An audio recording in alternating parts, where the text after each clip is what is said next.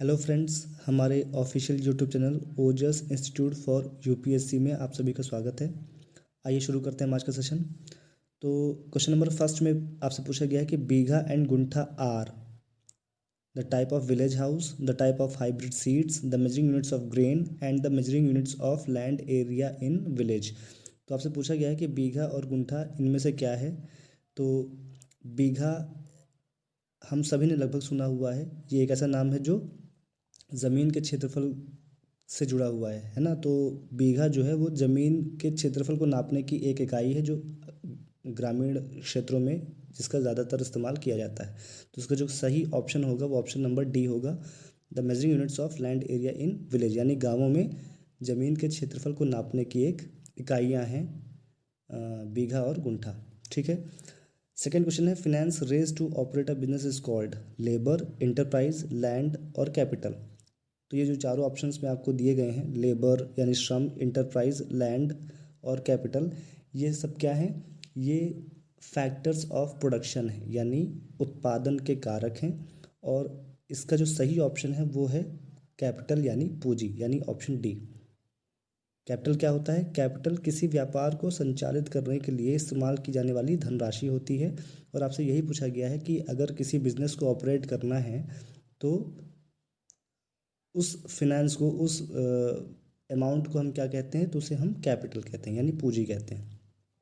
Next question है, white label ATMs means. पहला option है the ATM that does not have any bank लोगो।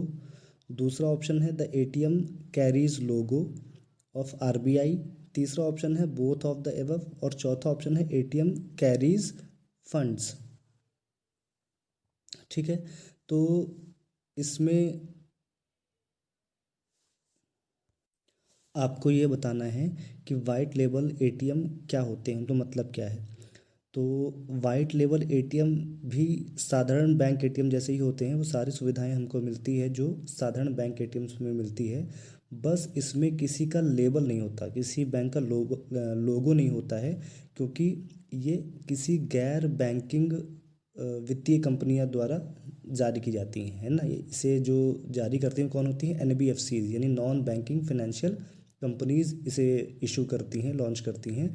इसलिए इसमें किसी बैंक का लोगो नहीं होता। तो उसका जो सही ऑप्शन होगा वो होगा पहला option, the ATM that does not have any bank logo, यानी ऐसा एटीएम जिसपे किसी बैंक का लोगो नहीं होता है। ठीक है। अगला क्वेश्चन है, which of the following is the most labour absorbing sectors of the Indian economy. यानी जो भारतीय अर्थव्यवस्था में श्रम का सबसे ज़्यादा अवशोषण करने वाला जो क्षेत्रक है वो कौन सा है? एग्रीकल्चर है। ऐसा इसलिए है क्योंकि जो सेकेंडरी और टर्सरी सेक्टर्स हैं, जो द्वितीयक और तृतीयक क्षेत्रक हैं, उसमें अभी भी रोज़गार के ज़्यादा अवसर है नहीं। तो लोगों को मजबूरी में फोर्सफुली क्या करना पड़ता है? खेती में ही अपने आप को व्यस्त रखना पड़ता है। तो जिसका सही ऑप्शन क्या होगा? इसका सही ऑप्शन होगा प्राइमरी सेक्टर। ठीक है, यानी ऑप्शन ए। उसके बाद अगला क्वेश्चन है, if a person can not find jobs during some months of the year, which type of employment is this called. यानी अगर किसी साल के किसी महीनों में अगर कोई व्यक्ति बेरोजगार हो जाता है तो ये किस तरह की बेरोजगारी कहलाएगी। तो इसका बिल्कुल सही और बिल्कुल सरल सा ऑप्शन है, क्या है इसका आंसर? सीजनल अनएम्प्लॉयमेंट, यानी मौसमी बेरोजगारी। किसी पर्टिकुलर मौसम में, किसी पर्टिकुलर सीजन में अगर कोई बेरोजगारी हो तो उसे हम क्या बोलते हैं? मौसमी बेरोजगारी कहते हैं, यानी सीजनल अनएम्प्लॉयमेंट कहते हैं। ठीक है ना। इसका बिल्कुल सटीक उदाहरण क्या है? एग्रीकल्चर। क्योंकि इसमें हमें किस पर निर्भर करना होता है? मौसम पर निर्भर करना होता है। ठीक है ना। फेवरेबल सीजन पे, फेवरेबल क्लाइमेट पे निर्भर करना होता है। अच्छा, उसके बाद जो नेक्स्ट क्वेश्चन है, which one from the following is the primary sector activities? Forestry, poultry farming, animal husbandry और मैन्युफैक्चरिंग। तो प्राथमिक क्षेत्र के अंतर्गत निम्न में से कौन सी गतिविधियां शामिल होती हैं? तो बहुत सरल सा क्वेश्चन है। जो चौथा है यानी मैन्युफैक्चरिंग है वो सेकेंडरी सेक्टर यानी द्वितीय क्षेत्र के अंतर्गत आता है। तो मैन्युफैक्चरिंग जो है वो प्राइमरी सेक्टर के अंडर पे फॉल नहीं करेगा। यानी इसमें जो आपका सही ऑप्शन होगा वो होगा option c, second third, sorry, इसका जो सही ऑप्शन होगा वो ऑप्शन बी होगा, फर्स्ट सेकंड और थर्ड, यानी forestry, poultry farming, animal husbandry, है ना। इसके अलावा फिशिंग भी आता है, माइनिंग भी आता है, लेकिन जो मैन्युफैक्चरिंग है वो सेकेंडरी सेक्टर का भाग है। नेक्स्ट है मल्टीपल क्रॉपिंग रिफर्स टू, यानी एकाधिक फसल का क्या अभिप्राय है। तो पहला ऑप्शन है cultivation of wheat and rice, दूसरा ऑप्शन है cultivation of two crops in alternate rows, तीसरा ऑप्शन है cultivating more than one crop on the same field each year, और चौथा ऑप्शन है cultivating crops and rearing animals on the same farm. तो नाम से स्पष्ट है, एकाधिक फसल, यानी अगर हम किसी पीस ऑफ लैंड पर एक साथ एक से ज़्यादा फसलों को उगाएं तो उसे हम क्या बोलते हैं, मल्टीपल क्रॉपिंग बोलते हैं। इससे फसलों की गुणवत्ता भी बढ़ती है, मिट्टी का यूटिलाइजेशन अच्छे से होता है, और फसलों के नष्ट होने का जो जोखिम है वो भी कम हो जाता है। ठीक है ना। तो उसका जो सही ऑप्शन होगा वो होगा cultivating more than one crop on the same field each year. ठीक है। उसके बाद जो नेक्स्ट क्वेश्चन है, वर्किंग कैपिटल स्टैंड्स फॉर, यानी जो कार्यशील पूंजी है, जो चालू पूंजी है, उस अ, उसमें कौन शामिल होता है। तो उसका जो ऑप्शन होगा वो क्या होगा, option number b, raw materials and money in hand. तो जो कार्यशील पूंजी है, जो चालू पूंजी है, उसका मतलब होता है कि जो आपके बिजनेस को ऑपरेट करने के जो डे टू डे एक्सपेंसेस हैं उनको मीट करने के लिए जिस अमाउंट की आवश्यकता होती है उसे हमको अपन वर्किंग कैपिटल यानी कार्यशील पूंजी या चालू पूंजी कहते हैं। तो इसके अंतर्गत कौन शामिल होता है, रॉ मटेरियल्स और मनी इन हैंड यानी कैश। तो इसका जो सही ऑप्शन होगा वो ऑप्शन बी होगा। नेक्स्ट क्वेश्चन है, which one of the following is not an effect of the modern farming, यानी आधुनिक खेती का इनमें से क्या प्रभाव नहीं है। आधुनिक खेती का के प्रभाव में से कौन सा प्रभाव नहीं है। ठीक है ना। तो पहला ऑप्शन है सॉइल डिग्रेडेशन, यानी मिट्टी का क्षरण, deforestation, decrease in ground water और वाटर पोल्यूशन। तो मॉडर्न फार्मिंग से सॉइल डिग्रेड हो रहा है, डिफॉरेस्टेशन भी हो रहा है, वाटर पोल्यूशन भी हो रहा है with the use of pesticides etcetera. तो इसका जो सही ऑप्शन होगा वो क्या होगा, डिक्रीज इन ग्राउंड वाटर, यानी मॉडर्न फार्मिंग से ग्राउंड वाटर पर कोई ख़ास प्रभाव नहीं है। ठीक है। उसके बाद जो नेक्स्ट क्वेश्चन है वो क्या है, which of the following is responsible for high poverty rates. तो इसके ऑप्शन हैं huge income inequalities, unequal distribution of land, lack of effective implementation of land reforms, all of the above. तो ये जो तीनों ही कारण दिए गए हैं, ह्यूज इनकम इनइक्वालिटी और अनइक्वल डिस्ट्रीब्यूशन ऑफ लैंड और lack of effective implementation of land reforms, तो ये तीनों ही कारण हैं हाई पॉवर्टी रेट के, यानी उच्च गरीबी दर के जो कारण हैं वो ये तीनों ही हैं। तो इसका जो सही ऑप्शन होगा वो ऑप्शन डी होगा, ऑल ऑफ द एबव। आइए अगला क्वेश्चन देखते हैं। तो who advocated that India would be truly independent only when the poorest of its people become free of human suffering, यानी निम्न में से कौन इस बात के पक्षकार थे कि भारत सही मायने में तभी स्वतंत्र होगा जब उसके सबसे गरीब लोग मानवीय पीड़ा से मुक्त हो जाएंगे। तो इसका पक्ष महात्मा गांधी जी ने रखा था। ये महात्मा गांधी जी के विचार थे कि जब तक भारत का गरीब से गरीब व्यक्ति मानवीय पीड़ा से मुक्त नहीं होगा तब तक सही मायने में भारत को स्वतंत्र नहीं माना जाएगा। तो इसका जो सही ऑप्शन होगा वो होगा ऑप्शन ए, महात्मा गांधी। उसके बाद operation flood is related to control flood, produce fish, milk production और ग्रेन प्रोडक्शन। बड़े सरल सरल प्रश्न हैं, सभी एनसीईआरटी पे बेस्ड हैं, तो मुझे ज़्यादा एक्सप्लेन भी करने की ज़रूरत नहीं है, बिल्कुल फैक्चुअल क्वेश्चंस हैं। क्या लिखा हुआ, operation flood is related to which of the following. तो आप सभी को पता ही है कि जो ऑपरेशन फ्लड है वो मिल्क प्रोडक्शन यानी डेयरी से रिलेटेड है, दुग्ध उत्पादन से संबंधित है। तो इसका जो सही ऑप्शन होगा वो होगा मिल्क प्रोडक्शन यानी option c. The minimum support price in is declared by the government every. तो आपको ये बताना है कि जो न्यूनतम समर्थन मूल्य है वो भारतीय सरकार द्वारा कब निश्चित किया जाता है, प्रतिवर्ष निश्चित किया जाता है, या 4 सालों में एक बार निश्चित किया जाता है, या 5 सालों में किया जाता है, या 10 सालों में किया जाता है। तो इसका जो सही आंसर होगा वो होगा कि न्यूनतम समर्थन मूल्य का निर्धारण भारत सरकार प्रतिवर्ष करती है, तो फर्स्ट ऑप्शन यानी ईयर, एवरी ईयर। उसके बाद अगला क्वेश्चन बड़ा आसान सा है, NREGA provides 200 days of assured work, 100 days of assured work, no assured work, none of the above. यानी जो नरेगा के तहत जो रोज़गार की बात की गई है, तो उसमें 200 दिन का निश्चित रोज़गार मिलता है, या 100 दिन का निश्चित रोज़गार मिलता है, या कोई निश्चित काम नहीं मिलता, या इनमें से कोई नहीं। तो उसका जो सही ऑप्शन होगा वो होगा option b, 100 days of assured work. ठीक है। Who is a person who puts together land, labour and capital. तो अभी हमने फैक्टर्स ऑफ प्रोडक्शन की बात की थी, जिसमें हमने लैंड, लेबर, कैपिटल और एंटरप्रेनर की बात की थी। तो एंटरप्रेनर ही है जो क्या करता है, लैंड, लेबर और कैपिटल्स का इस्तेमाल करता है टू ऑपरेट अ बिजनेस। तो उसका जो करेक्ट ऑप्शन होगा वो ऑप्शन बी, एंटरप्रेन्योर। ठीक है ना। उसके बाद high yielding variety seeds are developed in, यानी जो उन्नत किस्म के जो बीज होते हैं वो कहाँ डेवलप किए जाते हैं, तो ये भी आपको एनसीईआरटी में ही मिल जाएगा। इसका जो सही ऑप्शन है वो क्या है, रिसर्च इंस्टीट्यूट। ठीक, कुछ ज़्यादा बात करने जैसे प्रश्न है ही नहीं। अगला क्वेश्चन है, which kharif crop is use for cattle feed, यानी कैटल फीडिंग के लिए मुख्य रूप से किन फसलों का इस्तेमाल किया जाता है। तो इसका भी बिल्कुल सही, बिल्कुल सरल सा ऑप्शन है, ज्वार और बाजरा। ठीक है ना, यानी option c. Which of the following is a modern farming method, multiple cropping, use of HYV यानी हाई यील्डिंग वैरायटी सीड्स, तीसरा है यूज़ ऑफ केमिकल फर्टिलाइजर्स, और जो चौथा विकल्प है वो बोथ बी एंड सी।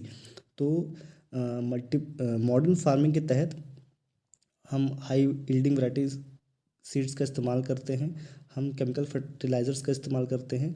तो जो बी और सी हैं ये दोनों ही मॉडर्न फार्मिंग का ही पार्ट हैं। तो इसका जो सही ऑप्शन होगा वो होगा बोथ बी एंड सी। उसके बाद जो नेक्स्ट क्वेश्चन है, which area in India has a low level of irrigation, बिल्कुल फैक्चुअल क्वेश्चन है। तो इसका भी आंसर कितना होगा, क्या होगा, डेक्कन प्लेटू, है ना। डेक्कन प्लेटू में ही जो सिंचाई का स्तर है वो कम है। अब नेक्स्ट क्वेश्चन है question number 21, national income estimates in India are prepared by, option a Planning Commission यानी योजना आयोग, option b Reserve Bank of India यानी भारतीय Reserve Bank, option c Central statistics Office यानी केंद्रीय सांख्यिकी कार्यालय, और ऑप्शन डी है इंडियन स्टैटिस्टिकल ऑर्गेनाइजेशन यानी भारतीय सांख्यिकी संगठन। तो इसका जो सही आंसर है वो है CSO यानी central statistics office, option C. Next question है question number 22, buffer stock is the stock of food grains procured by the government through, option A IFCI, option B FCI, option C IDBI, option D FICCI यानी फिकी। तो अब ये buffer stock क्या होता है, तो बफर स्टॉक एक ऐसा सिस्टम है जिसके तहत जब प्राइसेस में उतार चढ़ाव से बचने के लिए जो गवर्नमेंट है, या इमरजेंसी में फूड सिक्योरिटी को इंश्योर करने के लिए गवर्नमेंट क्या करती है, फूड ग्रेन्स का स्टॉक कर लेती है। ठीक है, ताकि फूड सिक्योरिटी को इंश्योर किया जा सके, है ना, खाद्य सुरक्षा को सुनिश्चित किया जा सके।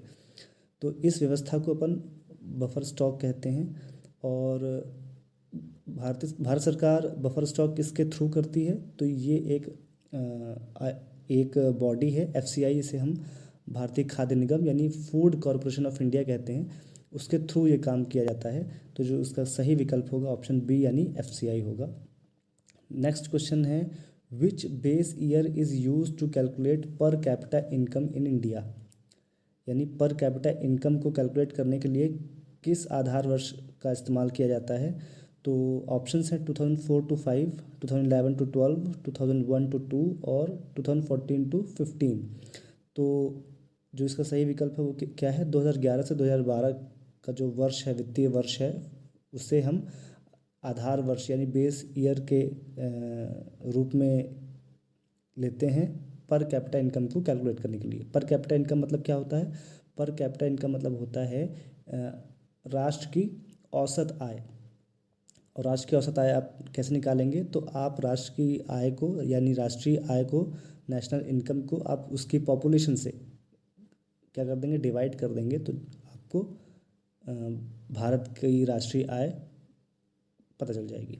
ठीक है, उसके बाद जो नेक्स्ट क्वेश्चन है question number 24, which of the following is fixed capital, यानी इनमें से कौन स्थिर पूंजी है या लॉन्ग टर्म भी कहते हैं इसको, फिक्स्ड कैपिटल या लॉन्ग टर्म कैपिटल। ठीक है, दीर्घकालिक पूंजी या स्थिर पूंजी। तो ऑप्शंस हैं tools and machines, fertilisers and pesticides, soil और सीड्स। तो अब हम फिक्स्ड कैपिटल या लॉन्ग टर्म कैपिटल से समझते क्या हैं। तो जब हम कोई नए उद्योग की शुरुआत करते हैं तो लैंड, बिल्डिंग, मशीनरी एक्सेट्रा के लिए हमें जिस कैपिटल की, जिस पूंजी की आवश्यकता होती है उसे हम फिक्स्ड कैपिटल या लॉन्ग टर्म कैपिटल कहते हैं। हिंदी में इसे स्थिर पूंजी या दीर्घकालिक पूंजी कहा जाता है। तो मैंने आपको परिभाषा में बता दिया कि इसके अंतर्गत कौन कौन से आते हैं, है ना। जैसे लैंड यानी भूमि हो गई, भवन हो गए, बिल्डिंग हो गई, और टूल्स, मशीनरी, इन सब पे किए जाने वाले खर्च को अपन फिक्स्ड इनकम कहते हैं, फिक्स्ड कैपिटल कहते हैं। तो जो इसका सही ऑप्शन होगा वो पहला ही होगा, टूल्स एंड मशीन्स। अब नेक्स्ट है question number 25, banking ombudsman scheme is applicable to. Banking ombudsman scheme यानी बैंकिंग लोकपाल योजना जो है वो इनमें से किन के लिए लागू है। तो all scheduled banks, all scheduled commercial banks excluding RRBs, RRBs का मतलब रीजनल रूरल बैंक्स यानी क्षेत्रीय ग्रामीण बैंक। तो all scheduled commercial banks excluding RRBs, option B all scheduled commercial banks including RRBs, option C only public sector banks, और option D only private sector banks. तो ये जो बैंकिंग लोकपाल योजना है इसकी शुरुआत कब हुई थी, 1995 में हुई थी। और इसकी शुरुआत किस लिए हुई थी, तो जो बैंकिंग से रिलेटेड शिकायतें हैं उन्हें सुनने के लिए और उन्हें निपटाने के लिए, उन्हें रिजॉल्व करने के लिए इस स्कीम को चालू किया गया था, जिसे हम banking Lokpal scheme, banking Lokpal योजना कहते हैं, बैंकिंग ओम्बड्समैन स्कीम कहते हैं। तो ये जो इसकी जो एप्लीकेबिलिटी है वो सारे शेड्यूल्ड कमर्शियल बैंक्स के लिए है, लेकिन ये रीजनल रूरल बैंक्स के लिए एप्लीकेबल नहीं है, क्षेत्रीय ग्रामीण बैंक के लिए एप्लीकेबल नहीं है। तो इसका जो सही ऑप्शन है वो क्या होगा, ऑप्शन ए, all scheduled commercial banks excluding RRBs. और बैंकिंग ओम्बड्समैन को अपॉइंट कौन करता है, अगर आपसे ये क्वेश्चन पूछ लिया जाता तो इसका जो आंसर होता वो क्या होता, आरबीआई यानी reserve Bank of India he banking ombudsman को नियुक्त करती है। ठीक है, आगे बढ़ते हैं। नेक्स्ट क्वेश्चन है जो वो मैच द फॉलोइंग है, यानी हम एक आपको मैच दिया हुआ लिस्ट 1 और लिस्ट 2 दी गई है और आपको इसमें से करेक्ट ऑप्शन चुनना है कि जो इसका करेक्ट मैच बता रहे हैं, है ना। तो इसमें लिस्ट 1 में देखिए क्या क्या है। ए में है agriculture, forestry, fishery and mining, B में manufacturing, electricity, gas and water supply, C में ट्रेड, ट्रांसपोर्ट एंड कम्युनिकेशन है, डी में unincorporated enterprises and household industries है। और जो लिस्ट 2 में दिया गया है तो 1 में अनऑर्गेनाइज सेक्टर है, 2 में सर्विस सेक्टर है, 3 में सेकेंडरी सेक्टर है और 4th में प्राइमरी सेक्टर है। तो हम लिस्ट 1 में आते हैं। तो लिस्ट 1 के ए में लिखा हुआ है एग्रीकल्चर, फॉरेस्ट्री, फिशरी और माइनिंग। और ये बहुत सरल सा प्रश्न है।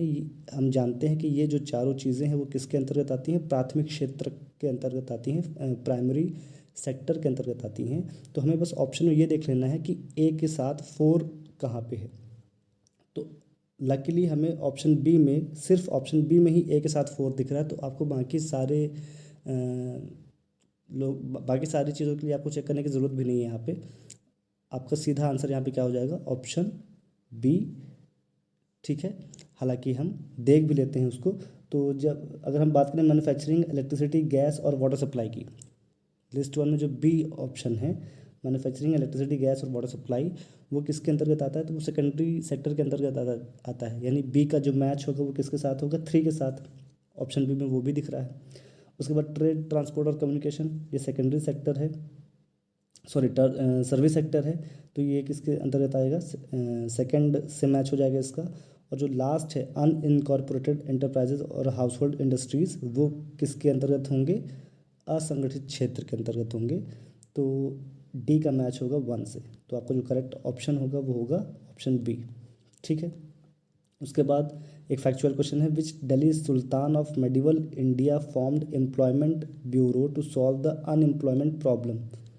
तो उसका जो करेक्ट आंसर होगा वो होगा फिरोज शाह तुगलक। ठीक है, फिरोज शाह तुगलक ने एम्प्लॉयमेंट ब्यूरो की स्थापना की थी। ठीक है, उसके बाद बड़ा आसान सा क्वेश्चन है 28, dash sector is registered and follows government rules, यानी किस क्षेत्र में सरकार के नियमों का पालन किया जाता है। तो ऐसे क्षेत्र को अपन बोलते हैं संगठित क्षेत्र यानी ऑर्गेनाइज्ड सेक्टर। तो इसका जो सही विकल्प होगा वो होगा ऑप्शन बी, ऑर्गेनाइज्ड सेक्टर। ठीक है, उसके बाद नेक्स्ट क्वेश्चन है, the sectors are classified into public and private sectors on the basis of. तो उनके परिभाषा में ही हम जानते हैं कि जो पब्लिक सेक्टर्स होते हैं उसको ओन और कंट्रोल कौन करता है, गवर्नमेंट ऑफ इंडिया करती है। यानी किसी भी कंपनी का टोटल कैपिटल शेयर अगर 51% से ज़्यादा गवर्नमेंट का है तो वो पब्लिक इंटरप्राइज कहलाएगी। और ऐसे सेक्टर, ऐसी कंपनीज जिसको ओन और कंट्रोल किसी ग्रुप ऑफ इंडिविजुअल्स द्वारा या किसी सिंगल पर्सन द्वारा किया जाता है उसे हम प्राइवेट सेक्टर या प्राइवेट इंटरप्राइजेस कहते हैं। तो जो परिभाषा है वो उसमें ही हम ओनरशिप और कंट्रोलिंग की बात कर रहे हैं।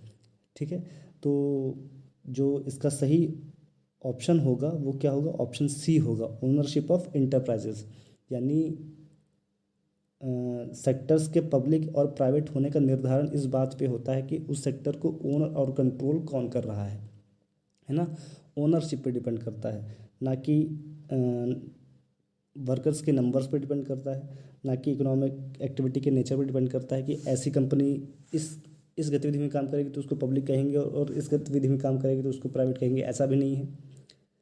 जैसे एजुकेशन पे काम करने वाला प्राइवेट भी हो सकता है, पब्लिक भी हो सकता है। हॉस्पिटल जो इंटरप्राइज है वो भी प्राइवेट हॉस्पिटल भी हो सकता है, पब्लिक हॉस्पिटल भी हो सकता है। तो किस इकोनॉमिक एक्टिविटी पे कोई इंटरप्राइज काम कर रही है इसके आधार पर पब्लिक प्राइवेट का निर्धारण नहीं किया जाता। कितनी संख्या पे काम हो रहा है, जो क्या कहते हैं वर्कर्स हैं वो कितनी संख्या में हैं, इस आधार पे भी हम पब्लिक सेक्टर और प्राइवेट सेक्टर का निर्धारण नहीं करते हैं। हम किस आधार पर निर्धारण करते हैं कि उस सेक्टर को, उस इंटरप्राइज को ओन कौन कर रहा है। कोई गवर्नमेंट बॉडी ओन कर रही है या कोई ग्रुप ऑफ इंडिविजुअल या कोई प्राइवेट व्यक्ति उसे ओन कर रहा है। ठीक है, तो उसका जो करेक्ट ऑप्शन होगा वो क्या होगा, ऑप्शन सी। अब नेक्स्ट क्वेश्चन है question number 30, choose the correct answer. Assertion है, the unorganised sector of the economy characterised by the household manufacturing activity and small scale industry. और उसका रीज़न है, jobs here are low paid and often not regular. तो जो unorganised sector हैं they are characterised by small and scattered units which are out of control of the government. तो जब unorganised sectors को small scale industries और scattered industries जो बिखरे हुए सेक्टर्स हैं उनके द्वारा कैरेक्टराइज किया जाता है, तो ऑब्वियसली उनका उन सेक्टर्स में जॉब इनसिक्योर होगा, मिनिमम कोई वेज फिक्स नहीं होगा, फिक्स्ड वेज नहीं होगा, फिक्स्ड वर्किंग आवर्स नहीं होगा। तो हम ये कह सकते हैं कि जो दोनों इसके असर्शन और रीज़न है दोनों करेक्ट हैं, और जो रीज़न है वो असर्शन को एक्सप्लेन भी कर रहा है। तो इसका जो करेक्ट ऑप्शन होगा वो होगा ऑप्शन ए, यानी both A and R true and R explains ए।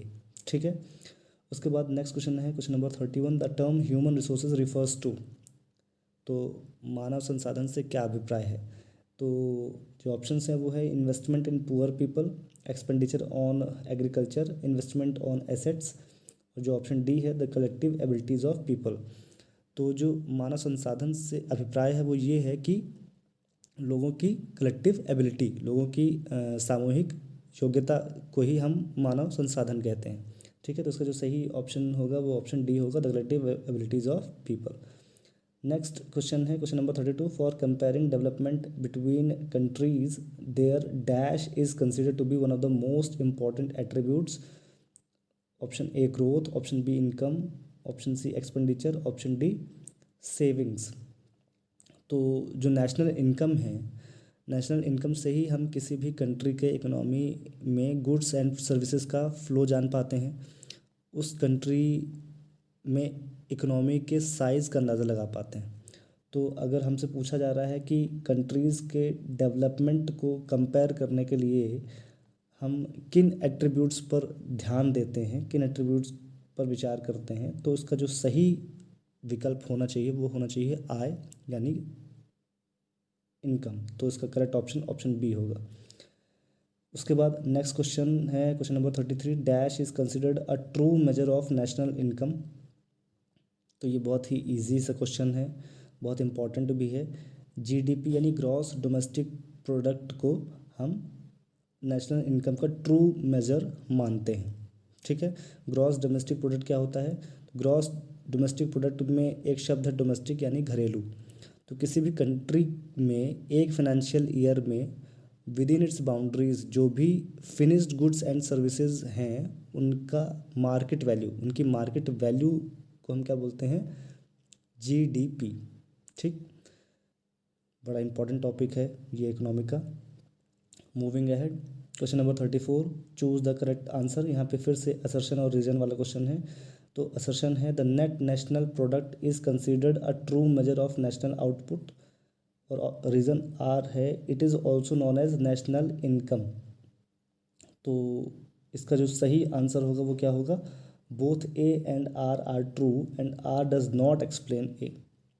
इसका रीज़न और असर्शन दोनों सही है, लेकिन रीज़न असर्शन को एक्सप्लेन नहीं कर रहा है।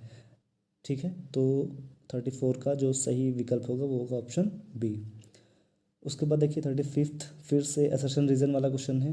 Human resource is necessary for the progress of any country, यानी किसी भी देश के विकास के लिए मानव संसाधन एक बहुत महत्वपूर्ण टूल है। ठीक है, रीज़न आर है investment in education and health of people can result in high rate of returns in the future for a country, यानी किसी भी देश के भविष्य के लिए शिक्षा पे और स्वास्थ्य पे, लोगों के शिक्षा पे और स्वास्थ्य पे निवेश करना बिल्कुल सही निर्णय होगा, बिल्कुल सही निवेश होगा। तो ऑप्शन ए भी करेक्ट है, असर्शन भी सही है, रीज़न भी सही है, और रीज़न असर्शन को एक्सप्लेन कर रहा है। जब हम लोगों को शिक्षित करेंगे, उनके स्वास्थ्य ध्यान देंगे, उनके स्वास्थ्य पे निवेश करेंगे, तो हमें मानव संसाधन मिलेगा, और मानव संसाधन जो होगा वो राष्ट्र के विकास के लिए सही साबित होगा। ठीक है ना, राष्ट्र के विकास के लिए सहायक होगा। आइए अगले क्वेश्चन की तरफ बढ़ते हैं। Question number 36, the main objective of monetary policy in India is, option A growth and stability, option B reduce poverty and achieve stability, option C overall monetary stability, और option D none of these. तो इसका जो सही option होगा वो होगा growth and price stability, option A. Next question है what which is the type of Indian economy, भारतीय अर्थव्यवस्था किस प्रकार की अर्थव्यवस्था है? तो ऑप्शंस आपके हैं कैपिटलिस्ट इकोनॉमी यानी पूंजीवादी अर्थव्यवस्था, सोशलिस्ट इकोनॉमी यानी समाजवादी अर्थव्यवस्था, मिश्रित अर्थव्यवस्था इसको हम मिक्स्ड इकोनॉमी बोलते हैं, एंड नन ऑफ दीज। तो अब कैपिटलिस्ट इकोनॉमी क्या होती है? कैपिटलिस्ट इकोनॉमी मतलब ऐसी इकोनॉमी जिसमें गवर्नमेंट का इंटरफेरेंस कम से कम होता है, सरकारी हस्तक्षेप नेग्लिजिबल होता है, और प्राइवेट ओनरशिप होती है। इसमें जो है ज़्यादा से ज़्यादा प्रॉफिट कमाने की होड़ लगी होती है। जबकि सोशलिस्ट इकोनॉमी में क्या होता है? सरकारी हस्तक्षेप ज़्यादा होता है। ठीक है, और सारे डिसीजन, सारे पावर्स जो होते हैं वो सरकार के पास हुआ करते हैं। जो भारत की अर्थव्यवस्था है, जो भारतीय अर्थव्यवस्था है, उसमें सोशलिस्ट और कैपिटलिस्ट इकोनॉमी दोनों के फीचर्स हैं। तो जो भारतीय अर्थव्यवस्था है वो मिक्स्ड इकोनॉमी कहलाती है। ठीक है, जो भारत की अर्थव्यवस्था वो कैसी है? मिश्रित अर्थव्यवस्था है। तो इसका जो करेक्ट ऑप्शन होगा वो होगा ऑप्शन सी, मिक्स्ड इकोनॉमी। उसके बाद नेक्स्ट क्वेश्चन है which economy gives the right to personal property. तो ये features of types of economy के अंतर्गत ये आता है, तो आपने लगभग इसे पढ़ा ही होगा। बड़ा आसान सा क्वेश्चन है। जो पर्सनल प्रॉपर्टी का राइट होता है वो कैपिटलिस्ट इकोनॉमी में होता है। तो इसका जो करेक्ट ऑप्शन होगा वो ऑप्शन ए होगा, कैपिटलिस्ट इकोनॉमी। उसके बाद जो नेक्स्ट क्वेश्चन है question number 39, which of the following is not the merit of the mixed economy. इनमें से क्या है जो मिक्स्ड इकोनॉमी की मेरिट नहीं है? ठीक है, मिक्स्ड इकोनॉमी की अच्छी बात नहीं है, वो क्या है? तो देखिए प्रोटेक्शन ऑफ पर्सनल फ्रीडम, ये मिक्स्ड इकोनॉमी में भी ये मौजूद होता है, प्रोटेक्शन ऑफ पर्सनल फ्रीडम। उसके अलावा रिडक्शन इन क्लास स्ट्रगल, ये भी ठीक है, मिक्स इकोनॉमी के अंतर्गत आता है। कंट्रोल ऑन इकोनॉमिक फ्लक्चुएशंस, जो कि सरकार का हस्तक्षेप रहता है थोड़ा बहुत, इसलिए इकोनॉमिक फ्लक्चुएशंस पे सरकार की निगरानी रहती है।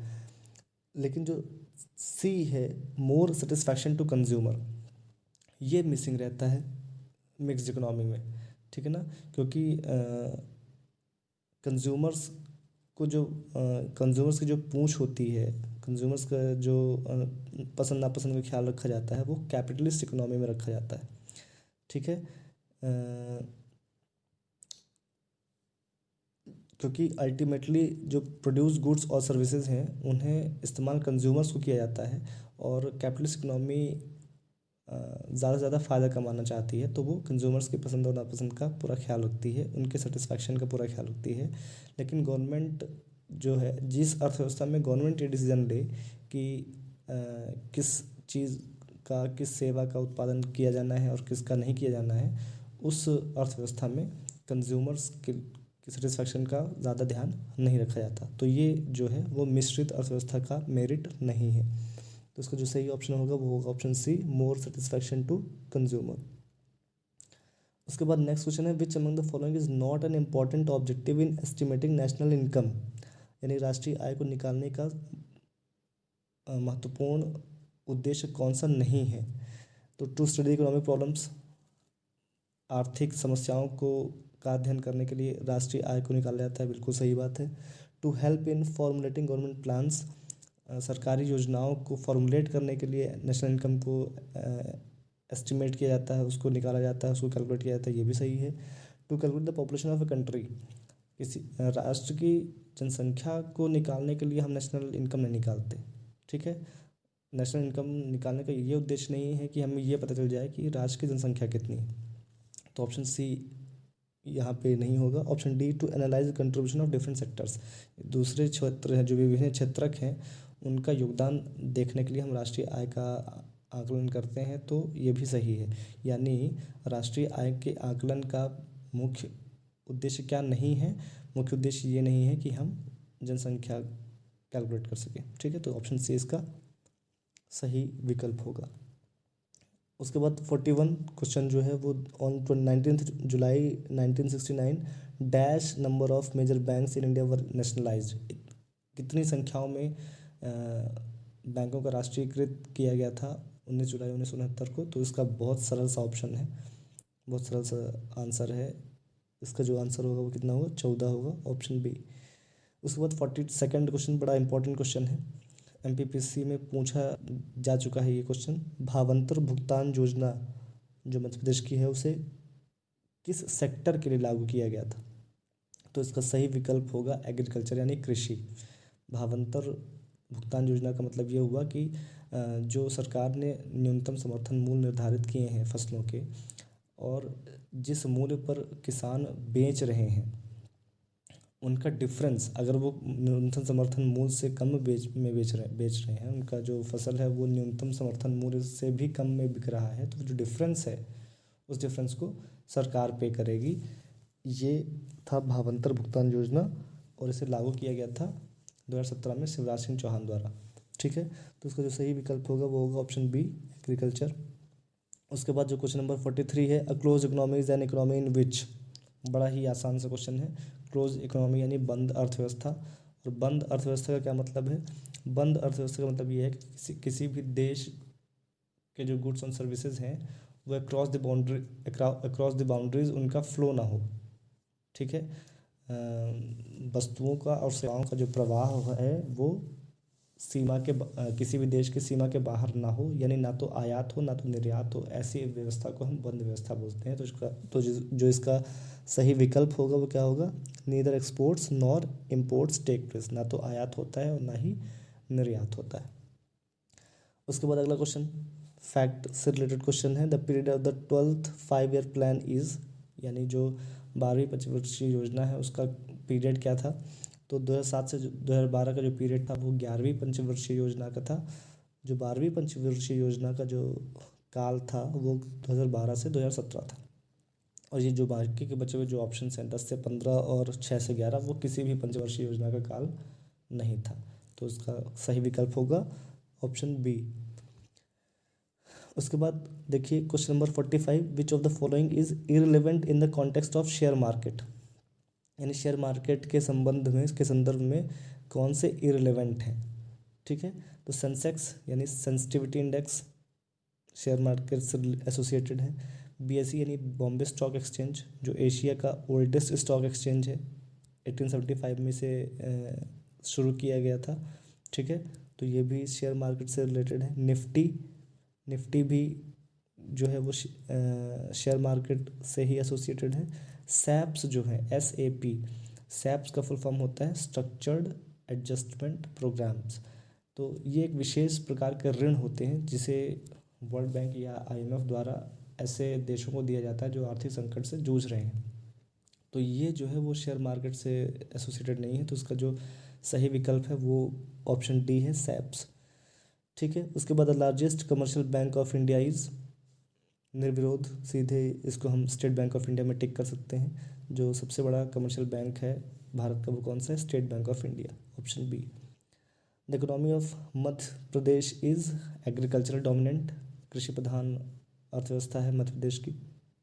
बड़े आसान से प्रश्न है, आपको केवल विकल्प को ढूंढना होता है कि आपको पता होता है, बस आपको वो विकल्प ढूंढना होता है कि वो ए में है या बी में है या सी में या डी में। ठीक है ना, तो ये बड़े आसान से प्रश्न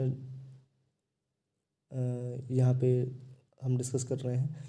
नेक्स्ट देख लीजिए question 48, the goods and services tax was proposed by a task force whose president was.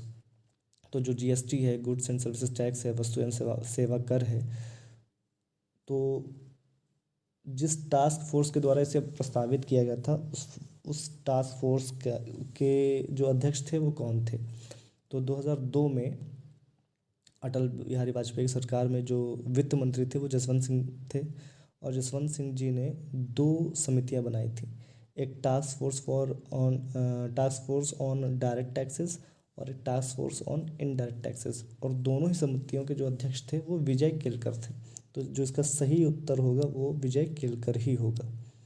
Next question है question number 49, the World Economic Outlook report is released by World Bank, International Monetary Fund, Asian Development Bank, International Labour organisation.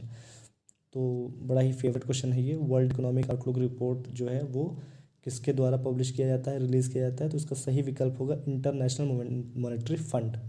जो world bank है वो global economic prospect report release करती है, global economic prospect report. बड़ा confusion होता है, world Economic Outlook report IMF की है और global economic prospect report world bank की है। वर्ल्ड बैंक के जो अध्यक्ष हैं वो डेविड मलपास हैं, 13वें अध्यक्ष हैं इसके। वर्ल्ड बैंक में जो सदस्य राष्ट्रों की संख्या है वो 190 है। IMF के जो सदस्य राष्ट्रों की संख्या है वो 189 है। IMF और वर्ल्ड बैंक को दोनों को ही 1945 में इनकी स्थापना की गई थी। इन दोनों को ब्रेटन वुड्स ट्विंस यानी ब्रेटन वुड्स जुड़वा के नाम से भी जाना जाता है। ठीक है, वर्ल्ड बैंक और IMF को दोनों का ही हेडक्वार्टर वाशिंगटन DC में है। IMF के सदस्यों की संख्या कितनी है, 189। जो नाउरू है, रिपब्लिक ऑफ नाउरू, वो इसका सबसे लेटेस्ट मेंबर है। ठीक है, ये सारे फैक्ट्स जो हैं वो आपको वर्ल्ड बैंक और IMF से रिलेटेड पता होने चाहिए, क्योंकि ये वर्ल्ड बैंक IMF बड़ा फेवरेट क्वेश्चन हुआ करता है UPSC और MPPSC के लिए। ठीक है, इसके अलावा एशियन डेवलपमेंट बैंक की जो हेडक्वार्टर है वो कहाँ पे है, फिलीपींस में है। ताकेहिको नकाओ इसके अध्यक्ष हैं, 1966 में इसको फाउंड किया गया था। इंटरनेशनल लेबर ऑर्गेनाइजेशन का अगर हेडक्वार्टर पूछा जाए तो वो कहाँ पे है, जिनेवा में है। ठीक है, बहुत सारे फैक्ट्स अपन ने कलेक्ट कर लिए इस क्वेश्चन से। नेक्स्ट है, what is the base of human development index. Human development index यानी मानव विकास सूचकांक का जो आधार है वो क्या है। तो बड़ा ही फेवरेट क्वेश्चन है ये भी, कई कॉम्पिटिटिव एग्जाम्स में पूछा जा चुका है ये, और बड़ा सीधा और सरल सा जवाब है इसका, स्वास्थ्य, शिक्षा और स्टैंडर्ड ऑफ लिविंग, जीवन स्तर। ऑप्शन सी ही इसका करेक्ट ऑप्शन होगा। ठीक है ना, हेल्थ, एजुकेशन और स्टैंडर्ड ऑफ लिविंग, ध्यान रखना इस बात को। अब जो अगला क्वेश्चन है वो भी 5 ईयर प्लान्स पे ही बेस्ड है। Question number 51, the basic objective of 5th 5 year plan was, बहुत सीधा सा आंसर है, बहुत सरल सा आंसर है। ऑप्शन ए पॉवर्टी रिमूवल यानी गरीबी उन्मूलन। ठीक है। Next question, question number 52, the second 5 year plan was based on which model.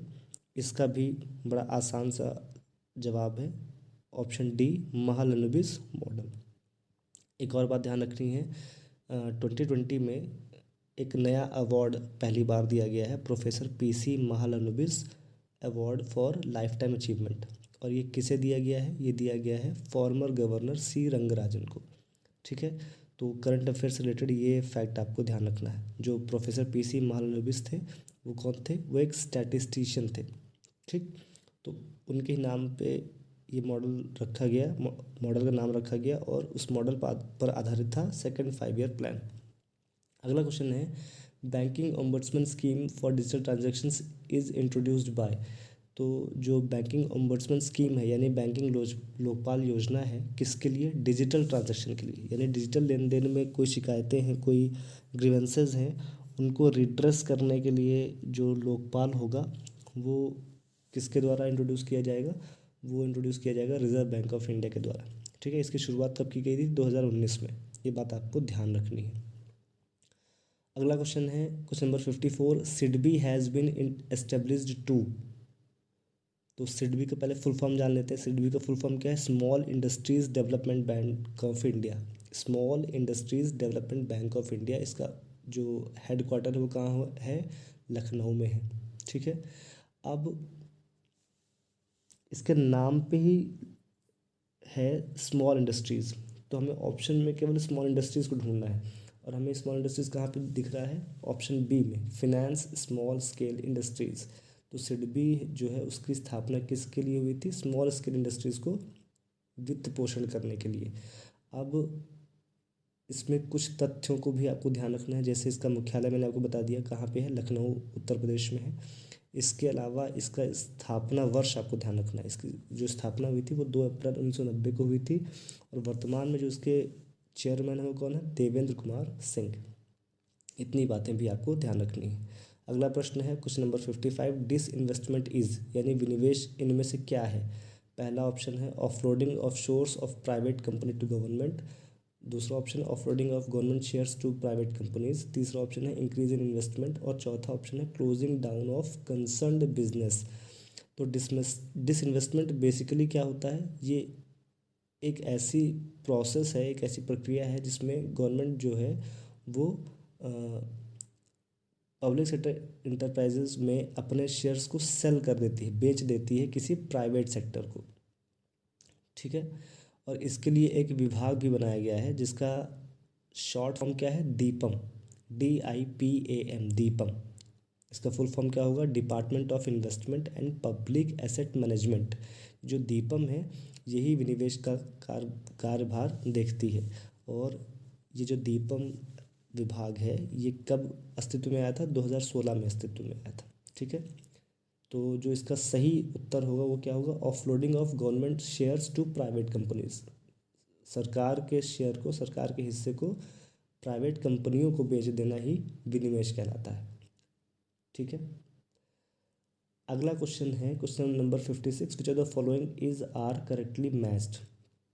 फिर से आपको दो सूची दी गई है, लिस्ट 1 और लिस्ट 2। लिस्ट 1 में लिखा हुआ है सिल्वर रिवोल्यूशन, उसके सामने है एग एंड पोल्ट्री। तो सिल्वर रिवोल्यूशन यानी रजत क्रांति जो है वो क्या अंडे और पोल्ट्री से संबंधित है? तो बिल्कुल सही है ये बात, यानी पहला मैच बिल्कुल करेक्ट है। उसके बाद ब्लू रेवोल्यूशन के सामने लिखा हुआ फिशरी, यानी जो नीली क्रांति है वो मत्स्य से संबंधित है, ये भी बिल्कुल सही बात है। पिंक रेवोल्यूशन के सामने हनी लिखा हुआ है। पिंक रेवोल्यूशन यानी ये जो गुलाबी क्रांति थी वो किसके लिए थी? गुलाबी क्रांति जो थी वो प्याज के लिए थी और मेडिसिन्स और फार्मास्यूटिकल्स के लिए थी। तो पिंक रेवोल्यूशन के सामने हनी नहीं होगा। हनी के लिए जो क्रांति थी वो कौन सी थी? गोल्डन रेवोल्यूशन, सुनहरी क्रांति। तो जो थर्ड है वो मैच करेक्ट नहीं है। फोर्थ देख लेते हैं। फोर्थ में लिखा हुआ येलो रेवोल्यूशन के सामने जूट, यानी ये मैच भी गलत है। येलो रेवोल्यूशन तिलहन से संबंधित है और जूट से संबंधित जो क्रांति है वो कौन सी है? सुनहरे रेशे की क्रांति, सुनहरे रेशे की क्रांति यानी गोल्डन फाइबर रेवोल्यूशन। तो इसमें जो करेक्ट मैच है वो 1 और 2 है, 3 और 4 रॉन्गली पेयर्ड है। तो जो आपका करेक्ट ऑप्शन होगा वो होगा option A 1 and 2 only. All right, okay, moving further, question number 57, which of the following constitutes the forex reserve of India. 4 चीज़ें दी गई हैं, फॉरेन करेंसी एसेट्स, गोल्ड, एसडीआरस और share holding of Indians in foreign countries. तो forex reserve of India का complete video हमारे channel पे पड़ा हुआ है, आप जाके उसको एक्सप्लोर करें और उसे देखें। आई होप आपको सब कुछ समझ में आ जाएगा। फिलहाल यहाँ पे जो सही उत्तर होगा वो क्या होगा, फॉरेन करेंसी एसेट्स होता है फॉरेक्स रिजर्व में, गोल्ड होता है और एसडीआरस यानी स्पेशल ड्राइंग राइट्स भी होता है। स्पेशल ड्राइंग राइट्स क्या होता है, स्पेशल ड्राइंग राइट्स आईएमएफ के अकाउंट की एक इकाई है और इसका निर्धारण कैसे होता है, एक बास्केट है आईएमएफ में कुछ इम्पोर्टेंट इंटरनेशनल करेंसीज़ की। कौन कौन सी करेंसीज़ है उसमें, यूएस की डॉलर है, यूरो है और यूके की पाउंड है, जापान की येन है, चाइनीज़ की रेमनेबी है। इन पांचों करेंसीज़ का एक बास्केट बना हुआ है और जो एसडीआर है उसके मूल्य की जो समीक्षा है वो हर 5 वर्ष में की जाती है। ठीक है ना, तो एसडीआर यानी स्पेशल ड्राइंग राइट्स जो है वो इंटरनेशनल मॉनेटरी फंड के अकाउंट की एक इकाई है। ठीक, तो फॉरेक्स रिजर्व ऑफ इंडिया में जो सम्मिलित होती हैं, जो शामिल होती हैं, वो कौन कौन सी चीज़ें हैं, फॉरेन करेंसी एसेट्स, गोल्ड और एसडीआरस यानी 1, 2 and 3, option A is the correct answer. Next question है 58, balance of payments refers to यानी भुगतान संतुलन से क्या अभिप्राय है। तो भुगतान संतुलन का जो डेफिनेशन है वो क्या है, balance of payment is what it is the systematic record of all economic transactions between residents and the rest of the world in a certain period. एक निश्चित अवधि में जो किसी देश के नागरिक हैं और बचा हुआ जो पूरा विश्व है उसके बीच में जो भी विजुअल और इनविजुअल चीज़ों का ट्रांजैक्शन होता है उसे हम क्या बोलते हैं, उसके सिस्टमैटिक रिकॉर्ड को, उसके डॉक्यूमेंट को हम क्या बोलते हैं, बैलेंस ऑफ पेमेंट यानी भुगतान का संतुलन कहते हैं। ठीक है ना, जो ऑप्शन बी है transactions relating only to export and import, वो आता किसके अंतर्गत है, वो आता बैलेंस ऑफ पेमेंट के ही अंतर्गत है। लेकिन सिर्फ एक्सपोर्ट और इंपोर्ट वाले ट्रांजैक्शंस को हम बैलेंस ऑफ पेमेंट नहीं कहते। किसी भी तरह के ट्रांजैक्शंस को, जो जिस तरह के ट्रांजैक्शंस हो रहे हैं, गुड्स का ट्रांजैक्शन हो रहा है यानी विजुअल आइटम्स का ट्रांजैक्शंस हो रहा है या सर्विसेज का ट्रांजैक्शन हो रहा है between the resident of the country and the rest of the world for a certain period of time, तो उसे हम क्या बोलते हैं, बैलेंस ऑफ पेमेंट बोलते हैं। अगर इंपोर्ट और एक्सपोर्ट बस की हम बात करें तो फिर वो किसके अंतर्गत आएगा, बैलेंस ऑफ ट्रेड के अंतर्गत आएगा। ठीक है ना, यानी व्यापार संतुलन के अंतर्गत आएगा। तो इसका जो करेक्ट ऑप्शन होगा ऑप्शन डी। अब अगला क्वेश्चन है which of the following computes the wholesale price index in India. तो इंडिया में होल सेल प्राइस इंडेक्स को कौन कंप्यूट करता है, कौन कैलकुलेट करता है। तो wholesale price index in India is calculated in the office of economic adviser, यानी इसका जो करेक्ट ऑप्शन होगा ऑप्शन सी होगा। होलसेल प्राइस इंडेक्स यानी थोक मूल्य सूचकांक होता क्या है, तो जो WPI है वो गुड्स और सर्विसेज को, बल्कि हम मोर प्रिसाइसली कहें तो गुड्स के प्राइसेस को मेजर करता है, उसके चेंज को ट्रैक करता है before it goes to the retail level. ठीक है ना, पहले WPI ही इन्फ्लेशन को कैलकुलेट करने का आधार था, लेकिन अब भारत सरकार जो है वो CPI को यानी कंज्यूमर्स प्राइस इंडेक्स को इन्फ्लेशन को कैलकुलेट करने के लिए इस्तेमाल करती है। ठीक, तो जो 59 का करेक्ट ऑप्शन होगा option C, in the office of economic adviser. अगला क्वेश्चन है who releases consumer price index in India. तो जो कंज्यूमर प्राइस इंडेक्स है उसे कौन रिलीज़ करती है, तो उसे रिलीज़ किया जाता है सेंट्रल स्टैटिस्टिक्स ऑफिस में। ठीक है ना, under the MOSPI, ministry of statistics and programme implementation of India. तो जो भारत के मंत्रालय है, ठीक है, सांख्यिकी से संबंधित, उसके अंतर्गत आता है सेंट्रल स्टैटिस्टिक्स ऑफिस, और वही रिस्पॉन्सिबल होता है कंज्यूमर प्राइस इंडेक्स को रिलीज़ करने के लिए। तो correct option is first, central statistics office, केंद्रीय सांख्यिकी कार्यालय। अगला क्वेश्चन है what is the base year for measuring inflation eight WPI in India. तो WPI को सॉरी इन्फ्लेशन को मेज़र करने के लिए, है ना, जो बेस ईयर निर्धारित था WPI के लिए, वो निर्धारित किया गया है, वो कौन सा है? तो वो ऑप्शन है 2011 से 12। पहले ये 2004 से 2005 था, लेकिन इसे बाद में बदल करके 2011 से 2012 कर दिया गया है, ठीक है। उसके बाद अगला क्वेश्चन है question number 62, bull and bear are often in news, they are related to. तो बुल एंड बेयर भी न्यूज़ में रहते हैं, और अभी अभी एक बड़ी मोस्ट वॉच्ड वेब सीरीज़ इस समय चल रही है, स्कैम 1992। होपफुली आप लोगों ने उसे देखा ही होगा। तो वहाँ पे भी बुल और बेयर की बात की गई है, शेयर मार्केट से रिलेटेड वो वेब सीरीज़ है। तो जो बुल एंड बेयर है वो टर्म है एसोसिएटेड विथ शेयर मार्केट, ठीक है। तो इसका जो पहला ऑप्शन होगा वही इसका आंसर होगा। What kind of tax is GST? बड़ा साधारण सा क्वेश्चन है, बड़ा सिंपल सा क्वेश्चन है, लेकिन बड़ा इंपॉर्टेंट क्वेश्चन है। तो जो GST है यानी गुड्स एंड सर्विसेज टैक्स है, वो एक इनडायरेक्ट टैक्स है। इसके अलावा आपको इससे रिलेटेड एक और फैक्ट याद रखना है कि 1 जुलाई को प्रतिवर्ष goods and services tax day के रूप में मनाया जाता है, ठीक है। नेक्स्ट क्वेश्चन इंपॉर्टेंट है, economic survey is published by, यानी आर्थिक सर्वेक्षण किसके द्वारा पब्लिश किया जाता है? तो आर्थिक सर्वेक्षण जो है वो मिनिस्ट्री ऑफ फिनेंस के द्वारा पब्लिश किया जाता है। यह बीते साल की पूरी इन्फॉर्मेशन का एक डॉक्यूमेंट होता है, और आम बजट से एक दिन पहले इसको प्रेजेंट किया जाता है। और इसको प्रिपेयर कौन करता है? इसको प्रिपेयर करता है चीफ इकोनॉमिक एडवाइज़र। और अगर आपसे मैं पूछूं कि वर्तमान में चीफ इकोनॉमिक एडवाइज़र कौन है, तो इसका उत्तर होगा के सुब्रमण्यम, ठीक है ना। ये 17वें चीफ इकोनॉमिक एडवाइज़र हैं, मुख्य आर्थिक सलाहकार हैं, और इनसे पहले जो थे वो कौन थे? अरविंद सुब्रमण्यम, ठीक है। इतनी बातें आपको इस क्वेश्चन से संबंधित ध्यान रखनी है। अगला क्वेश्चन जो है वो क्या है? Many times we read in newspapers that RBI has revise certain rates ratios under LAF। What is the full form of LAF? तो जब हम मौद्रिक नीतियाँ पढ़ते हैं तो बहुत सारे रेट्स हम पढ़ते हैं, बैंक रेट्स पढ़ते हैं, और रेपो रेट्स पढ़ते हैं, रिवर्स रेपो रेट्स पढ़ते हैं, ठीक है ना। तो उसी के आसपास का एक टॉपिक है लिक्विडिटी एडजस्टमेंट फैसिलिटी, ठीक है। उसी के बारे में आपसे पूछा गया है कि LAF का आपको फुल फॉर्म बताना है।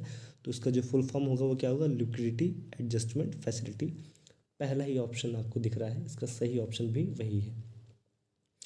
उसके बाद लिखा हुआ है what is repo rate. Repo rate यानी रेपो दर क्या है? तो repo rate is the rate at which RBI buys government securities from banks. जब RBI बैंक से गवर्नमेंट सिक्योरिटीज़ बाय करती है तो उसे हम क्या कहते हैं? उसे हम रेपो रेट कहते हैं।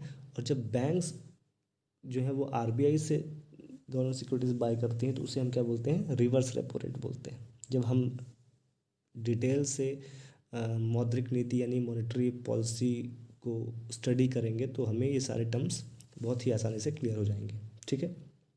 और अगर आप लोग की डिमांड होगी तो ऑन डिमांड इस पर हमारे चैनल पे वीडियो भी बना दिया जाएगा। नेक्स्ट क्वेश्चन देखिए, coins in India are minted at. तो जो भारत में जो सिक्कों का मिंटिंग होती है, सिक्कों की मिंटिंग होती है, वो कहाँ कहाँ होती है? ऑप्शंस में दिया गया है हैदराबाद, कोलकाता, नोएडा, और लास्ट ऑप्शन है ऑल ऑफ द अबव। तो जो भारत में सिक्कों की मिंटिंग की जाती है वो मुख्यतः 4 जगह की जाती है, मुंबई में, और कोलकाता में, कोलकाता के अलीपुर में किया जाता है, हैदराबाद के सैफाबाद और चरलापल्ली में किया जाता है, और नोएडा उत्तर प्रदेश में किया जाता है। तो हैदराबाद ऑप्शन में है, कोलकाता ऑप्शन में है क्योंकि कोलकाता के अलीपुर में होता है, नोएडा ऑप्शन में है, मुंबई ऑप्शन में नहीं है, तो जो इसका सही उत्तर होगा वो होगा ऑल ऑफ द अबव, यानी इन तीनों जगह कॉइन्स की मिंटिंग होती है। ठीक है, उसके बाद क्वेश्चन नंबर 68 है prompt corrective action was recently in use is related to. तो प्रॉम्प्ट करेक्टिव एक्शन जो है वो किससे संबंधित है? रिजर्व बैंक ऑफ इंडिया से संबंधित है। ठीक है, नेक्स्ट क्वेश्चन है आरटीजीएस इनेबल्स। आरटीजीएस का फुल फॉर्म है रियल टाइम ग्रॉस सेटलमेंट। ये एक सेंट्रलाइज्ड पेमेंट सिस्टम है जिसको आरबीआई ऑपरेट करती है, और ये इंटर बैंक ट्रांजैक्शंस को प्रोसेस करवाता है। ठीक है, इसके अलावा भी बहुत सारे पेमेंट ऑप्शंस है, जैसे एनईएफटी। ठीक है, एनईएफटी का आपने बहुत सुना होगा। उसके अलावा आप यूपीआई से भी आप बैंक ट्रांसफ़र करते हो, फंड ट्रांसफ़र करते हो, सॉरी। तो यूपीआई का जो फुल फॉर्म है वो क्या है? Unified payment interface. इसके अलावा आईएमपीएस, इमीडिएट पेमेंट सर्विस। ठीक है, भीम ऐप, ये सब जो है वो क्या है? पेमेंट ऑप्शंस हैं। ठीक है, एनईएफटी का फुल फॉर्म है नेट इलेक्ट्रॉनिक फंड ट्रांसफ़र। ठीक, तो आपसे पूछा गया कि आरटीजीएस में क्या होता है? Immediate transfer of money from customer of one bank to customer of another bank, immediate transfer of money from customer of one bank to customer of another branch within the same bank, immediate transfer of money from customer to another country, none of this. इसका जो सही option होगा वो क्या होगा? First option होगा। RTGS जो है वो एक बैंक के कस्टमर का पैसा दूसरे बैंक के कस्टमर को ट्रांसफ़र करने के लिए किया जाता है। ठीक, उसके बाद जो अगला क्वेश्चन है question number 70, on the basis of which commissions recommendations RBI was established. बिल्कुल सारे ऑप्शंस को देखने की ज़रूरत ही नहीं है, केवल आपको सही आंसर ढूंढना है और टिक कर देना है। इसका सही उत्तर है हिल्टन यंग कमीशन। ठीक, हिल्टन यंग कमीशन की सिफारिशों के आधार पर ही रिजर्व बैंक ऑफ इंडिया की स्थापना की गई थी। अगला क्वेश्चन है MICR code is used for. MICR का फुल फॉर्म है मैग्नेटिक इंक कैरेक्टर रिकग्निशन या मैग्नेटिक इंक कैरेक्टर रीडर। तो जिस तरह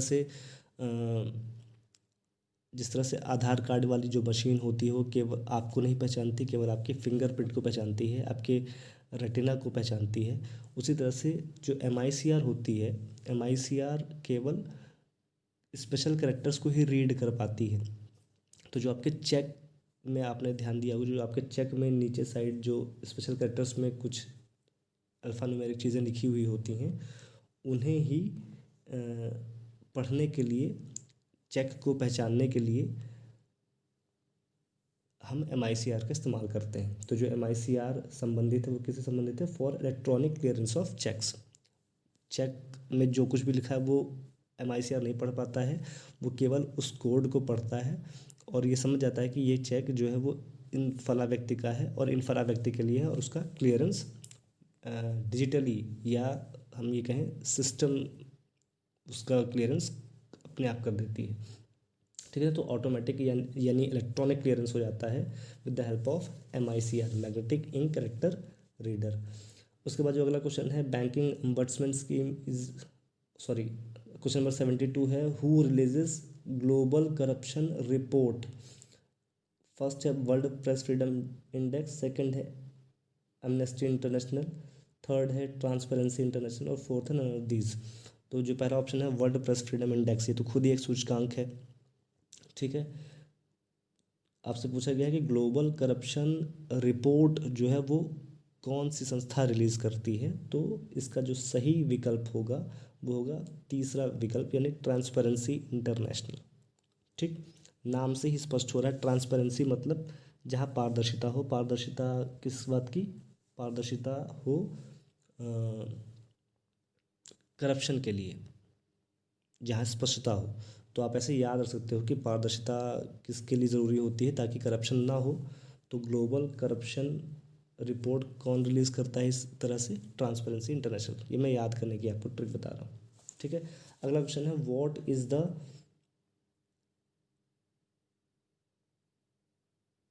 sorry, next question, question number 73, mixed economy means. Mixed economy का क्या मतलब है?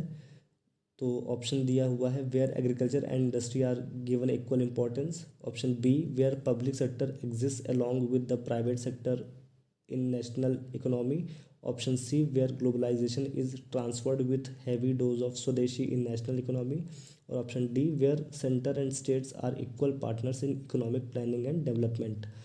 तो अभी हम इसी सेशन के दौरान ही सोशलिस्ट इकोनॉमी, कैपिटलिस्ट इकोनॉमी और मिक्स इकोनॉमी की चर्चा कर चुके हैं। तो सीधे सीधे आपको ऑप्शन बी दिख रहा होगा, where public sector exist along with the private sector in national economy. या ऐसी राष्ट्रीय अर्थव्यवस्था जहाँ पे पब्लिक सेक्टर के साथ साथ प्राइवेट सेक्टर भी हो, उसे हम मिश्रित अर्थव्यवस्था कहते हैं। तो सही ऑप्शन क्या है? Option B. Okay,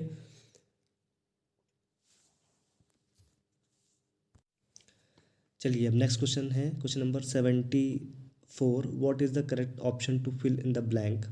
GDP is the total value of dash produced. तो अभी अभी हमने इसी सेशन के दौरान बात की है कि जो जीडीपी यानी ग्रॉस डोमेस्टिक प्रोडक्ट होता है, वो किसी कंट्री के बाउंड्रीज़ के अंदर जितने भी फिनिश्ड गुड्स एंड सर्विसेज हैं, अंतिम वस्तु एवं सेवाएं हैं, उनका मार्केट वैल्यू, उनका जो बाज़ार मूल्य है, उसे ही हम क्या कहते हैं? उस कंट्री का जीडीपी कहते हैं। तो ऑप्शन ए है all goods and services, option B है all final goods and services, या all finished goods and services. तो ऑप्शन बी ही इसका सही उत्तर होना चाहिए। थर्ड ऑप्शन है all intermediate goods and services, और फोर्थ है all intermediate and final goods and services. तो इसका जो सही ऑप्शन होगा option B, all final goods and services. उसके बाद जो नेक्स्ट क्वेश्चन है question number 75, development goals of different sections of our society can be achieved by A force, B democratic political process, C violent agitation, या D terrorism. तो ये कह रहा है कि हमारे जो सोसाइटी है उसके जो विभिन्न वर्ग हैं, उनके विकास लक्ष्यों को हम किस प्रकार प्राप्त कर सकते हैं? बलपूर्वक प्राप्त कर सकते हैं, या राजनीतिक व्यवस्था से प्राप्त कर सकते हैं, या हिंसा भड़काने से प्राप्त कर सकते हैं, या आतंकवाद से प्राप्त कर सकते हैं। तो ए, सी और डी तीनों ही नेगेटिव चीज़ें, इससे तो हमें कुछ भी विकास का कुछ भी हासिल नहीं होने वाला है। तो इसका जो सही ऑप्शन होगा वो होगा option number B, democratic political process. अगला क्वेश्चन है, different persons have same notion of countries development, different notion of complete countries development, conflicting notion of countries development, only B and C. तो अलग अलग व्यक्तियों के मन में, दिमाग में अलग अलग देशों के लिए अलग अलग विचारधाराएं होती हैं, ठीक है ना। हर कंट्री के विकास को देखने समझने के लिए लोगों का अपने अब अलग अलग राय, अपनी अलग अलग सजेशंस होता है। तो वो अलग भी होता है और कई बार कॉन्फ्लिक्टिंग भी होता है। तो इसका जो सही ऑप्शन होगा ऑप्शन डी होगा, ओनली बी एंड सी, ठीक है। उसके बाद जो नेक्स्ट क्वेश्चन है question number 77, which is considered to be one of the most important attributes for comparing countries development. तो higher education, infrastructure, per capita income और growth of technology. तो higher education से, इंफ्रास्ट्रक्चर से और technology के growth से हम countries development को नहीं नापते हैं। हमने इसके बारे में पहले चर्चा किया हुआ है, इसी सेशन में चर्चा किया है, किसी क्वेश्चन में था। थोड़ा सा डुप्लीकेसी हो रही है यहाँ पे क्वेश्चन की। यहाँ पे जो सही ऑप्शन होगा वो होगा पर कैपिटा इनकम। नेक्स्ट क्वेश्चन है, सहारा एयरलाइंस किस तरह का उदाहरण है, किस क्षेत्र का उदाहरण है? तो service sector, private sector, tertiary sector, all of the above. तो सहारा एयरलाइंस प्राइवेट भी है, टर्सरी सेक्टर के अंतर्गत भी आता है और सर्विस सेक्टर के भी अंतर्गत आता है। तो जो इसका सही विकल्प होगा वो ऑल ऑफ द अबव होगा। उसके बाद disguised unemployment means a situation where people are unemployed, employed but earning less salary, employed but work less than their potential, unemployed for a short period of time। तो जो disguised unemployment होती है, यानी जो प्रच्छन्न बेरोजगारी होती है, उसमें क्या होता है? उसमें ये होता है कि जो लोग रोज़गार में हैं वो उत्पादकता में या प्रोडक्टिविटी में बहुत ज़्यादा कंट्रीब्यूट नहीं कर रहे होते हैं। जैसे मान लीजिए किसी काम को करने की ज़रूरत है 10 लोग, और उस काम को कर रहे हैं 13 लोग, और जो बचे हुए 3 लोग हैं वो उस काम की प्रोडक्टिविटी को इंक्रीज़ करने में, इन्हेंस करने में कोई कंट्रीब्यूशन नहीं दे रहे हैं। तो है तो वो रोज़गार में, काम तो वो कर रहे हैं, लेकिन चूंकि प्रोडक्टिविटी में उनका कोई कंट्रीब्यूशन नहीं है, तो वो बेरोज़गार कहलाएंगे। और इस तरह की बेरोज़गारी को अपन क्या बोलते हैं, डिसगाइज्ड अनएम्प्लॉयमेंट बोलते हैं। तो उसका क्या होगा, employed but work less than their potential. ठीक है, ऑप्शन नंबर सी।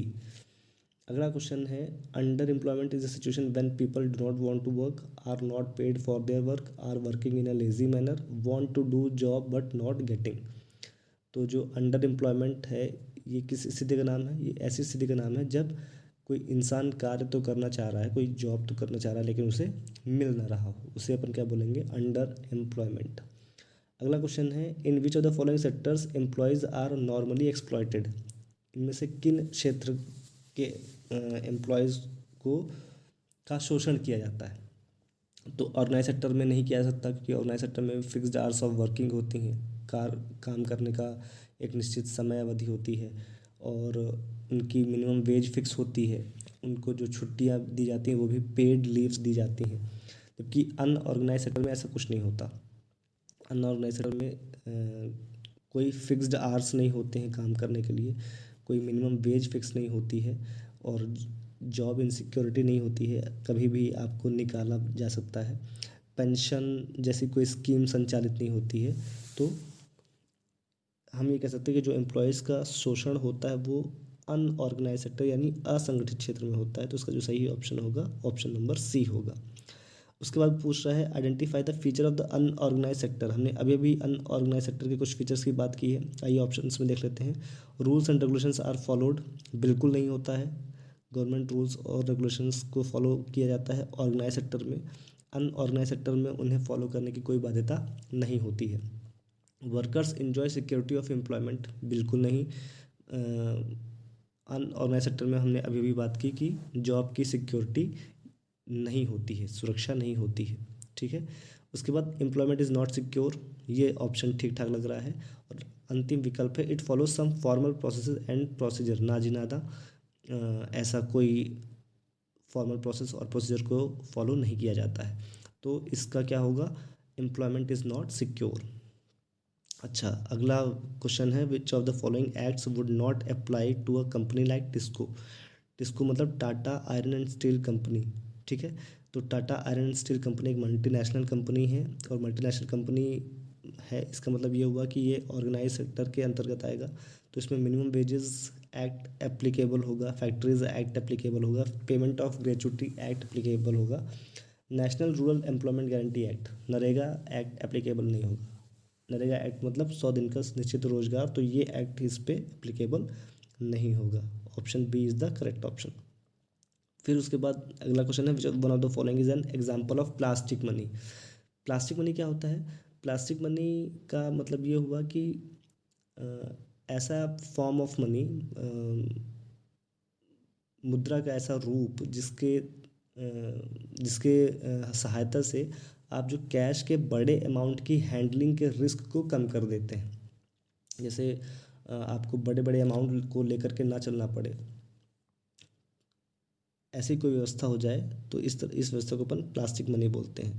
तो जो आपके क्रेडिट कार्ड्स डेबिट कार्ड्स होते हैं ये प्लास्टिक मनी के अंतर्गत आते हैं। तो जो इसका सही विकल्प होगा वो होगा ऑप्शन सी, क्रेडिट कार्ड। ठीक है, नेक्स्ट है, there is restriction of withdrawing money in आ।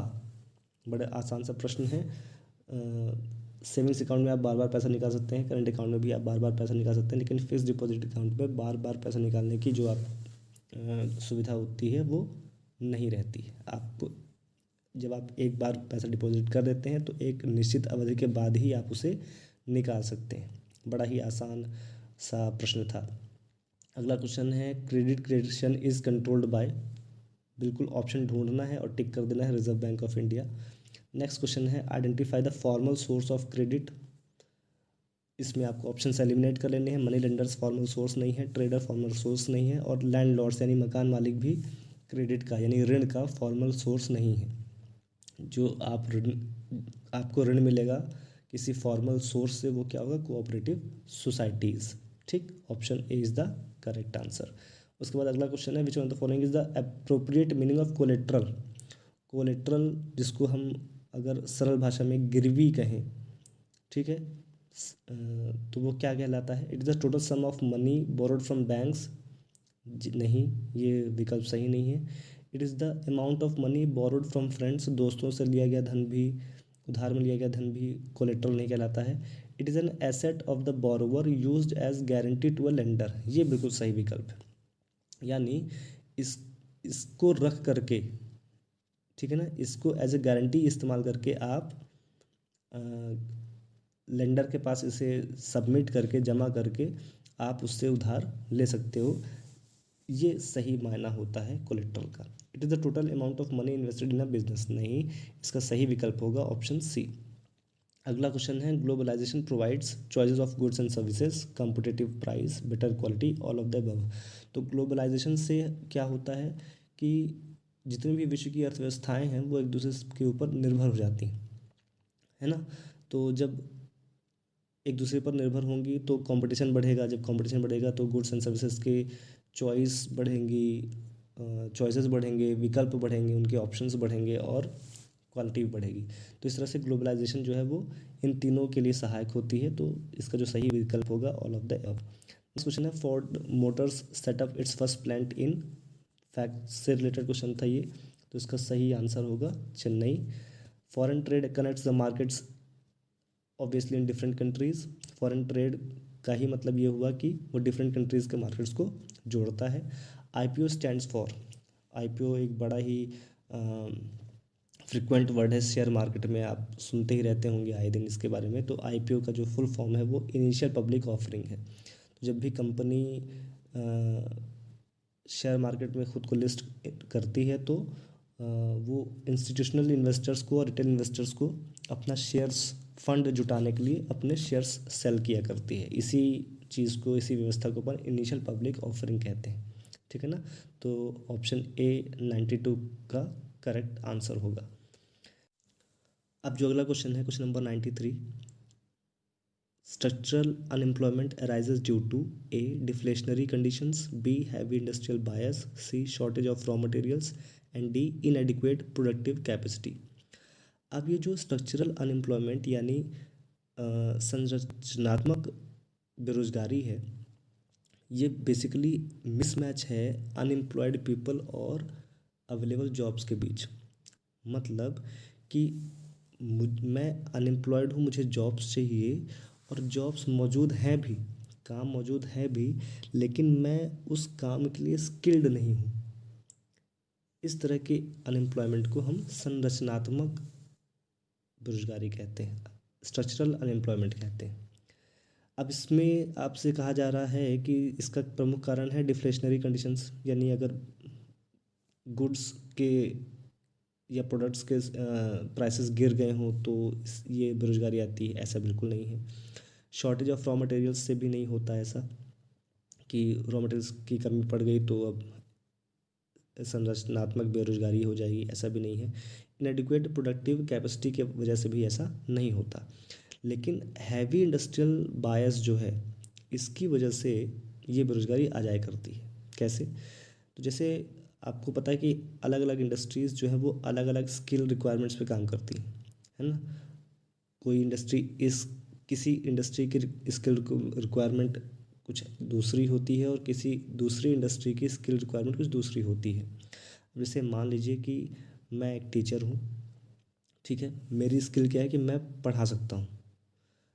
अब मैं पढ़ा सकता हूँ लेकिन पढ़ाने की जॉब अवेलेबल नहीं है, और जो जॉब अवेलेबल है, जैसे मान लीजिए कुकिंग की जॉब अवेलेबल है और मुझे कुकिंग नहीं आती, तो इस तरह के अनएम्प्लॉयमेंट को अपन स्ट्रक्चरल अनएम्प्लॉयमेंट बोलते हैं।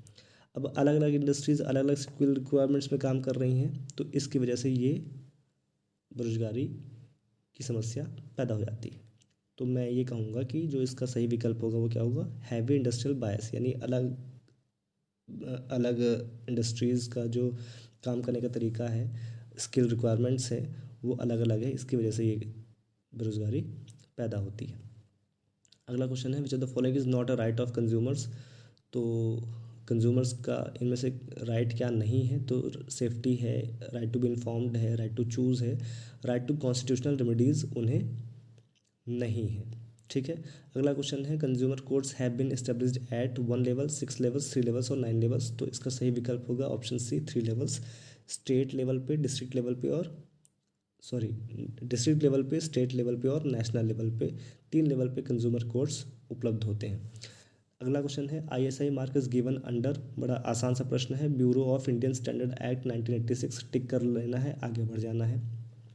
Egg mark is meant for the, ये भी बड़ा आसान सा प्रश्न है, एग्रीकल्चरल प्रोडक्ट्स के लिए एग मार्क का प्रयोग किया जाता है।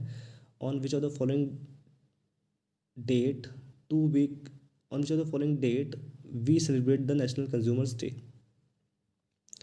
ठीक है, तो इसका सही आंसर होगा 24 दिसंबर, यानी अभी अभी हम 4-5 दिन पहले हमने नेशनल कंज्यूमर्स डे सेलिब्रेट किया है। अगला क्वेश्चन भी कंज्यूमर राइट्स डे से संबंधित है। The world consumer rights day is celebrated on, तो इसका सही आंसर होगा ऑप्शन सी 15 मार्च। और इस साल यानी वर्ल्ड कंज्यूमर राइट्स डे 2020 का जो थीम था वो था द सस्टेनेबल कंज्यूमर, तो आपको इसकी थीम भी याद रखनी है। और जो लास्ट क्वेश्चन है वो है विच ऑफ द फॉलोइंग वो रिप्लेस द स्वावलंबन योजना।